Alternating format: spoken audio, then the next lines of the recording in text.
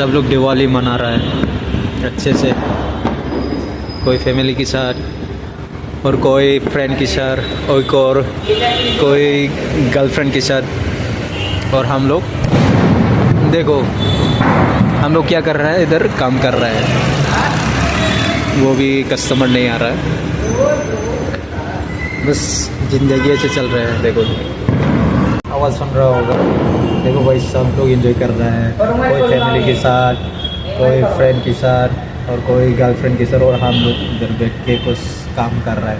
क्या करें, ज़िंदगी ऐसे ही चल रहा है। चलो तो सभी को मैं विश करता हूँ हैप्पी दिवाली, खुश रहो और मज़ा करना फैमिली के साथ और फ्रेंड के साथ।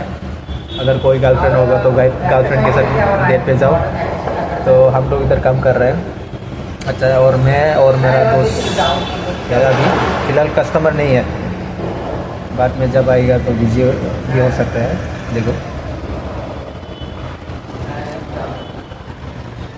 तो फ़िलहाल अभी बैठ रहा हूँ। तो हैप्पी दिवाली 2025। अभी फिर से नया साल आने वाला है 2026, तो आई होप सभी प्लान करके रखा होगा। तो मैं भी कुछ प्लान कर रहा हूँ अभी नेक्स्ट ईयर, अभी 2026 में क्या करेगा थोड़ा प्लान करना पड़ेगा। बस आप लोग को विश करना था, इसीलिए बाय बाय।